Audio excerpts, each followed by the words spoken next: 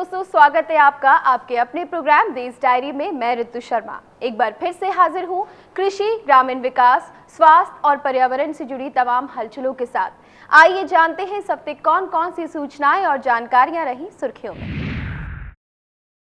आज हम बात करेंगे किसानों के हित में सरकार के पहल की, देखेंगे मॉनसून कैसे बढ़ाएगी मुश्किलें, बात करेंगे दूध उत्पादन बढ़ाने के लिए क्या कर रही है हरियाणा सरकार, समझेंगे क्यों बढ़ेगा चीनी उत्पादन, साथ ही बताएंगे दिल्ली क्यों बनती जा रही है बीमारियों की राजधानी।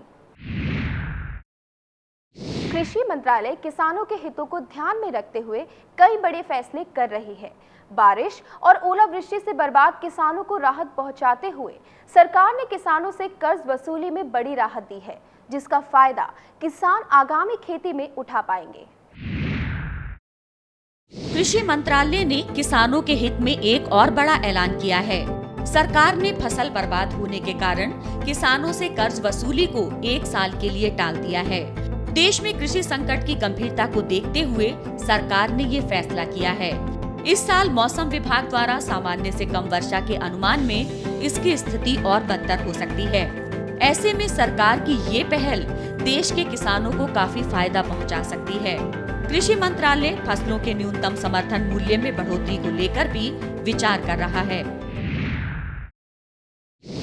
चीनी की मिठास इस साल और बढ़ सकती है, क्योंकि पूरे देश में चीनी का उत्पादन उम्मीद से ज्यादा होने के आसार है।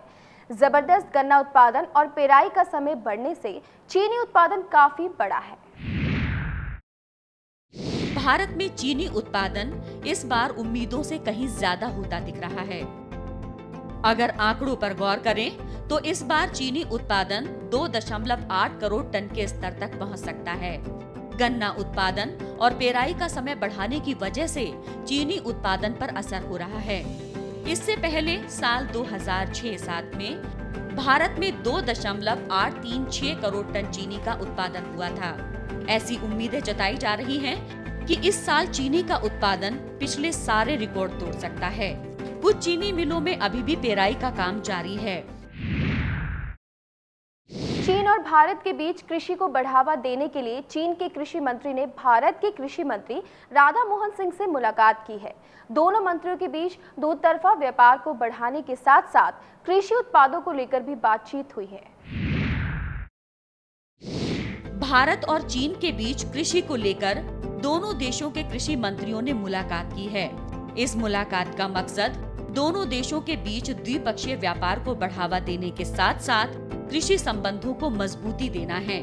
दोनों मंत्रियों ने पशुधन उत्पादों, बासमती और गैर बासमती चावल के साथ साथ ताजे फल और सब्जियों के व्यापार की व्यापक संभावनाओं की बात कही। साल 2013-14 के दौरान भारत ने कुल 2,68,000 करोड़ रुपए के कृषि उत्पादों का निर्यात किया। इस अवधि के दौरान चीन ने 304.31 मिलियन अमेरिकी डॉलर का कृषि निर्यात किया। बेमौसम बारिश से बर्बाद फसलों का जायजा लेने उत्तर प्रदेश पहुंचे केंद्रीय गृह मंत्री राजनाथ सिंह ने किसानों को हर संभव मदद का भरोसा दिया है। साथ ही किसान बीमा योजना के स्थान पर आमदनी बीमा योजना की शुरुआत करने को कहा है। केंद्रीय गृह मंत्री राजनाथ सिंह ने मौजूदा किसान बीमा योजना पर सवाल उठाते हुए कहा है कि किसान बीमा योजना अपने उद्देश्य में विफल रही है। ऐसे में केंद्र इसके स्थान पर आमदनी बीमा योजना लाना चाहती है, जिससे किसानों को एक निश्चित आमदनी हो पाएगी। केंद्रीय गृह मंत्री ने बेमौसम बारिश से हुए फसलों के नुकसान का जायजा लिया। उन्होंने कहा कि फसलों के नुकसान का किसानों को उचित मुआवजा मिलेगा। पीड़ित किसानों की भले ही 1/3 फसल ही क्यों ना बर्बाद हुई हो, लेकिन किसानों को पूरा मुआवजा दिया जाएगा। ये फैसला केंद्र सरकार ने सभी राज्य सरकारों को भेज दिया है। फसलों की बेमौसम बर्बादी से सुध लेते हुए छत्तीसगढ़ सरकार ने इस साल राष्ट्रीय फसल बीमा योजना लागू करने का फैसला किया है। इसके साथ ही राज्य सरकार ने किसानों के हित में कई अहम प्रस्तावों को मंजूरी दी है। किसानों को आगामी नुकसान से बचाने के लिए राज्य सरकार ने 1 साल सूबे में राष्ट्रीय फसल बीमा योजना लागू करने का निर्णय लिया है। ये बीमा योजना सिंचित धान को छोड़कर असिंचित धान और मक्का, अरहर, मूंगफली, सोयाबीन पर लागू होगी। बीमित राशि का धान असिंचित के लिए 11,600 रुपए प्रति हेक्टेयर, मक्का के लिए 12,000 रुपए, अरहर तुअर के लिए 9,400 रुपए, सोयाबीन के लिए 18,800 रुपए और मूंगफली के लिए 41,900 रुपए प्रति हेक्टेयर होगा। प्रीमियम दरें धान, मक्का और तुअर के लिए बीमित राशि की 2.5%, तिलहन, सोयाबीन, मूंगफली के लिए बीमित राशि की 3.50% होगी। हरियाणा सरकार ने मौसम की मार से नुकसान झेल रहे किसानों को जल्द से जल्द बाहर निकालने के लिए 15 मई तक मुआवजा देने को कहा है। साथ ही किसानों के फसलों को भी खरीदने का भरोसा दिया है। हरियाणा के मुख्यमंत्री मनोहर लाल खट्टर ने किसानों को संबोधित करते हुए कहा है कि किसानों को ओलावृष्टि से बर्बाद हुई फसलों का मुआवजा 15 मई तक दे दिया जाएगा। उन्होंने कहा कि जिन किसानों की 75 से 100% फसल ओलावृष्टि से खराब हुई है, उन्हें केंद्र और हरियाणा प्रदेश की सरकार के सहयोग से 10,000 से अधिक मुआवजा दिया जाएगा। साथ ही राज्य सरकार ने किसानों की आवक की खरीदारी करने को भी कहा है। खट्टर ने बताया कि राज्य की 5 एजेंसियां किसानों की फसलों की खरीदारी करेंगी। सरकार ने ये भी दावा किया है कि अब तक प्रदेश में किसी भी किसान ने आत्महत्या नहीं की है। फिलहाल रुकते एक छोटी सी ब्रेक के लिए। ब्रेक से लौटेंगे तो दिखाएंगे हरियाणा सरकार दूध उत्पादन बढ़ाने के लिए कर रही है कौन सी पहल। छत्तीसगढ़ में सरकार की इजाजत के बिना विदेश से किसी भी प्रजाति की मछली का आयात नहीं किया जा सकेगा। केंद्र और राज्य सरकार की अनुमति से ही छत्तीसगढ़ में विदेशी मछलियां लाई जा सकेंगी। बेमौसम बारिश से किसानों को हुए नुकसान से उबारने के लिए हर संभव कोशिश की जा रही है। अब उत्तर प्रदेश सरकार ने किसानों को आपदा राहत बांटने के लिए 1500 करोड़ रुपए और जारी करने पर सहमति दे दी है। ब्रेक के बाद आपका स्वागत है। उत्तर प्रदेश के किसानों के लिए एक अच्छी खबर है। अब उन्हें अनाज बेचने के लिए सरकारी केंद्रों के चक्कर नहीं लगाने होंगे। अब किसान इंटरनेट के माध्यम से अपनी उपज ऑनलाइन बेच सकते हैं। इंटरनेट की पहुंच बढ़ती जा रही है। अब इंटरनेट किसानों को अनाज बेचने में भी मदद करेगा। इसके लिए उत्तर प्रदेश के कृषि विभाग ने ठोस कदम उठाया है। कृषि विभाग ने ऑनलाइन किसानों से अनाज खरीदने की व्यवस्था की है। किसान अपने अनाज को बेचने के लिए खाद्य विपणन विभाग की वेबसाइट पर ऑनलाइन आवेदन कर सकते हैं। आवेदन मंजूर होने पर किसान के पास उसके नजदीकी क्रय केंद्र से कॉल की जाएगी और उसे बताए समय पर अनाज लेकर केंद्र पर जाना होगा। यूपी सरकार की इस पहल से किसानों में काफी उत्साह है। बेमौसम बारिश से किसानों को हुए नुकसान से उबारने के लिए हर संभव कोशिश की जा रही है। उत्तर प्रदेश सरकार ने आपदा राहत में किसानों के लिए 1500 करोड़ और देने की मंजूरी दी है।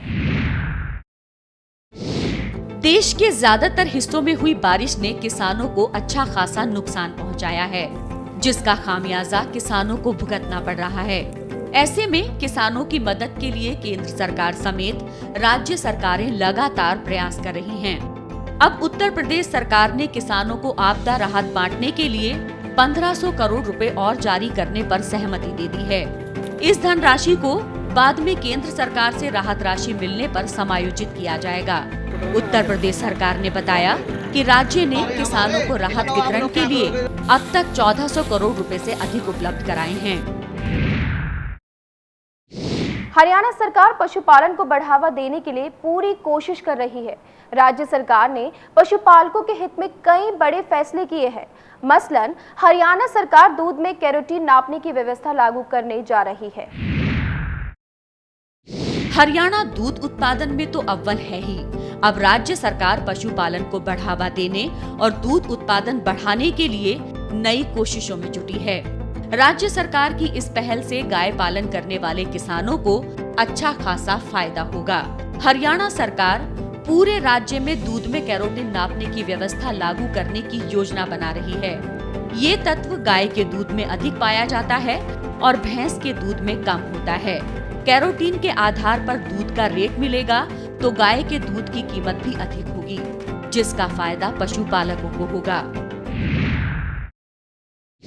छत्तीसगढ़ सरकार ने मछली पालन को लेकर एक और सख्त कदम उठाया है।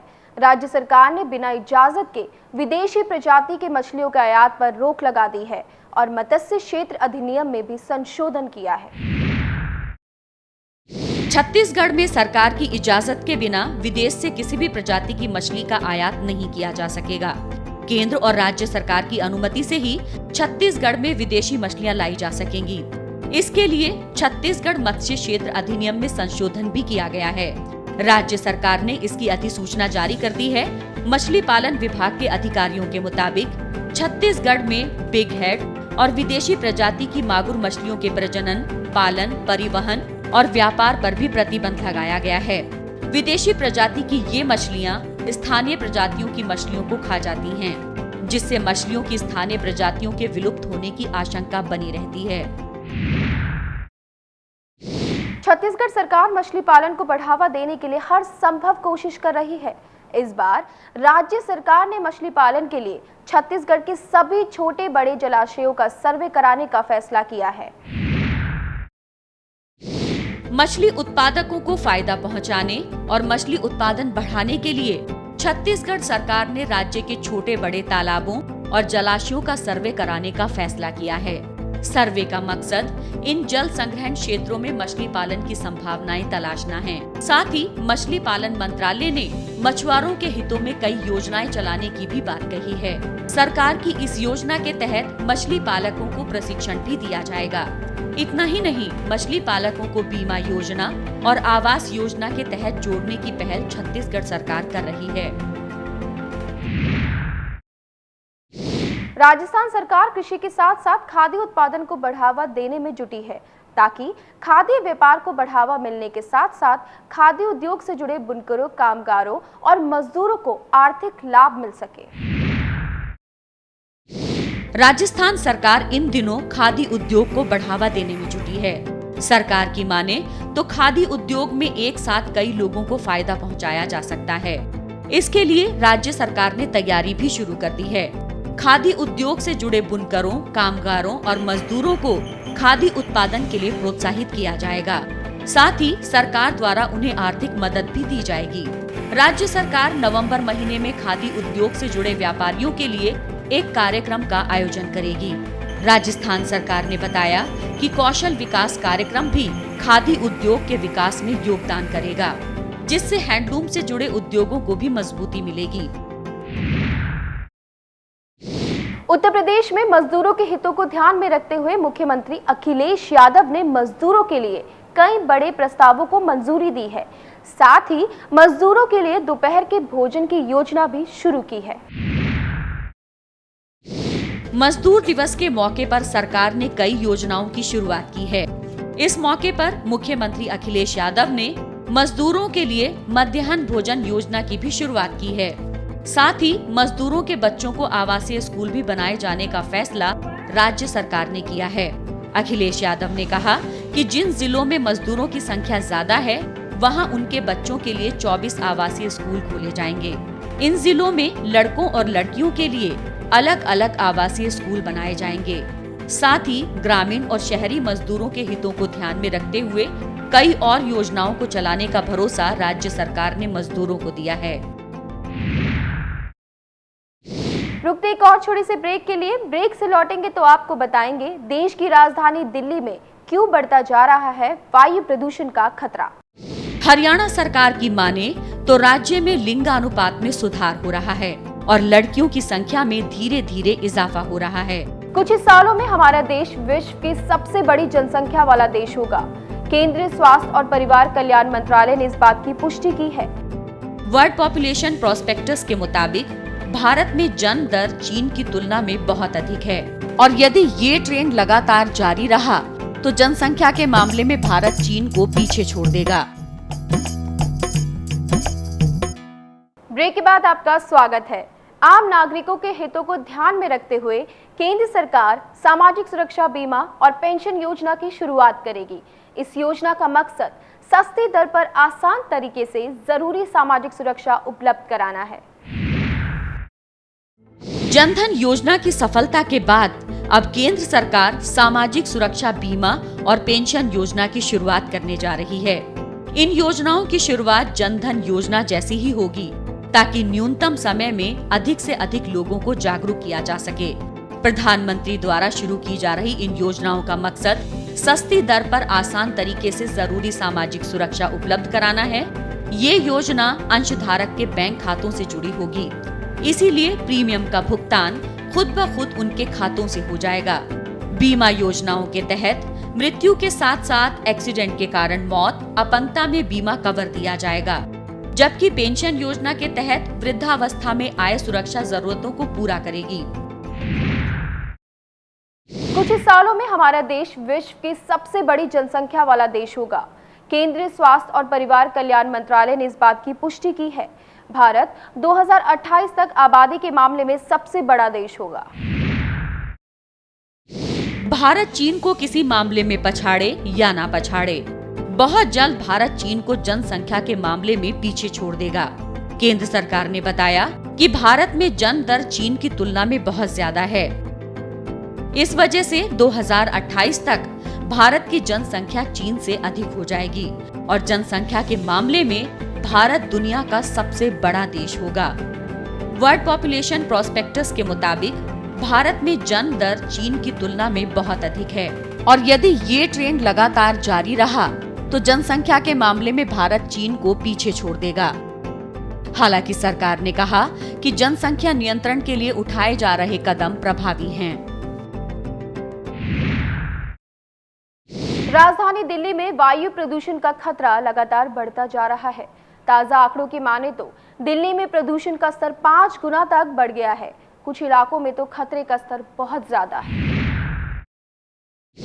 देश की राजधानी दिल्ली के लिए गाड़ियों से निकलता धुआं मुसीबत बनता जा रहा है। इसका सबसे ज्यादा असर ट्रैफिक जाम के समय होता है। एक रिपोर्ट के अनुसार जिन इलाकों में जाम लगता है वहां हवा के साथ प्रदूषण तेजी से फैलता है। पिछले कुछ दिनों में दिल्ली के कई इलाकों में प्रदूषण का स्तर मानकों से 5 गुना तक बढ़ गया है। जानकारों की माने तो गर्मी बढ़ने के साथ प्रदूषण के स्तर में और तेजी से बढ़ोतरी दर्ज की जा सकती है। दिल्ली में 70 लाख से अधिक पंजीकृत वाहन हैं, जो पार्टिकुलेट मैटर का सबसे अधिक उत्सर्जन करते हैं, जिसका असर शरीर के लिए काफी नुकसानदायक होता है। दिल्ली एनसीआर में प्रदूषण को रोकने के लिए हर संभव कोशिश की जा रही है। नेशनल ग्रीन ट्रिब्यूनल कोर्ट ने एनसीआर रीजन में आने वाले यूपी के 6 जिलों से करीब 2 लाख पुराने वाहनों को चलन से बाहर करने का फैसला किया है। दिल्ली एनसीआर में बढ़ते वायु प्रदूषण को रोकने के लिए एक बार फिर नेशनल ग्रीन ट्रिब्यूनल कोर्ट ने सख्ती दिखाई है और उत्तर प्रदेश के उन 6 जिलों से पुराने वाहनों को हटाने का फैसला किया है जो दिल्ली एनसीआर में शामिल हैं। इन जिलों में गाजियाबाद, नोएडा, हापुड़, बुलंदशहर, मेरठ और बागपत शामिल हैं, जहां 10 साल पुराने डीजल और 15 साल पुराने पेट्रोल वाहनों को हर हाल में चलन से बाहर किया जाएगा। हालांकि कोर्ट ने पुराने वाहनों को हटाने के लिए 18 मई तक की मोहलत दी है। इन जिलों में 10 साल पुराने डीजल वाहन 62,827 हैं और 15 साल पुराने 1,34,703 वाहन हैं। पुराने वाहनों को चलन से बाहर करने के लिए यातायात पुलिस और सिविल पुलिस से भी मदद ली जाएगी। राजधानी दिल्ली में प्रदूषण रोकने और बिजली बचाने के लिए अनोखी पहल की जा रही है। दिल्ली के 2 स्कूल प्रतिभाओं के साथ साथ बिजली भी पैदा कर रहे हैं। राजधानी दिल्ली को स्वच्छ और प्रदूषण मुक्त करने के लिए हर संभव कोशिश की जा रही है। अब दिल्ली के 2 स्कूल सोलर एनर्जी से हर घंटे 110 किलोवाट बिजली पैदा कर रहे हैं। एनडीएमसी द्वारा संचालित इन दोनों स्कूलों में लगे सोलर पैनल से दिन के समय हर घंटे 110 किलो मेगावाट बिजली पैदा हो रही है। इस योजना की सफलता को देखते हुए एनडीएमसी दिल्ली के 27 और स्कूलों की छतों पर सोलर पैनल लगाने की योजना बना रही है। स्कूल औसतन एक दिन में 15 किलोवाट बिजली की खपत करते हैं। ऐसे में देखा जाए तो स्कूल की छतें अपनी आवश्यकता से अधिक बिजली पैदा कर रही हैं। भले ही हमारी सरकार या हम खुद अपने देश को एक खुशहाल देश बताते हैं, लेकिन संयुक्त राष्ट्र के वैश्विक सूचकांक की माने तो हमारा देश खुशहाली के मामले में बहुत पीछे है। पूरी दुनिया के कोने कोने से लोग भारत घूमने और मौज मस्ती के लिए आते हैं, लेकिन खुशहाली के मामले में भारत बाकी देशों की अपेक्षा बहुत पीछे है। खुशहाली के आंकड़ों के आधार पर संयुक्त राष्ट्र द्वारा जारी रिपोर्ट में विश्व के कुल 158 देशों में भारत का स्थान 117वां है, जबकि 4 साल पहले भारत इस सर्वे में 111वें पायदान पर था। संयुक्त राष्ट्र ने विभिन्न देशों में प्रति व्यक्ति सकल घरेलू उत्पाद यानी जीडीपी, जीवन संभाव्य, सामाजिक सहयोग और चयन की आजादी के आंकड़ों के आधार पर ये सूची तैयार की है। सबसे ज्यादा खुशहाल देशों में स्विट्जरलैंड, आइसलैंड, डेनमार्क, नॉर्वे और कनाडा हैं। भारत के लिए ये रिपोर्ट बेहद निराशाजनक रही है। लिंगानुपात का दंश झेल रहे हरियाणा के लिए एक अच्छी खबर है। राज्य सरकार का दावा है कि हरियाणा में बेटी बचाओ बेटी पढ़ाओ अभियान को सफलता मिल रही है और इसका असर भी दिखने लगा है। हरियाणा सरकार की माने तो राज्य में लिंगानुपात में सुधार हो रहा है और लड़कियों की संख्या में धीरे धीरे इजाफा हो रहा है। सरकार का दावा है कि बेटी बचाओ बेटी पढ़ाओ अभियान को पूरे हरियाणा में सफलता मिल रही है। ताजा आंकड़ों की माने तो हरियाणा के पानीपत में बेटी बचाओ बेटी पढ़ाओ रैली की सफलता के बाद लिंगानुपात में सुधार हो रहा है, जबकि झज्जर जिले में लिंगानुपात 754 लड़कियों से बढ़कर अब 900 हो गया है। राज्य सरकार का मानना है कि अभियान की सफलता का असर राज्य के लगभग सभी जिलों में हो रहा है। तो दोस्तों, फिलहाल देश डायरी में बस इतना ही। अगले हफ्ते हम फिर मिलेंगे कुछ नई सूचनाओं और जानकारी के साथ। तब तक के लिए मुझे दीजिए इजाजत और देखते रहिए ग्रीन टीवी। नमस्ते। अगर आपके गांव की कोई समस्या हो, कोई जानकारी हो जो आप हमारे साथ साझा करना चाहते हैं, तो आपका स्वागत है। हमारा पता है green TV B131 sector 63 Noida Uttar Pradesh, pin 201301। हमारा ईमेल आईडी है info@greentvindia.com। आप हमें फोन भी कर सकते हैं। हमारा नंबर है 012049800000, साथ ही 0011।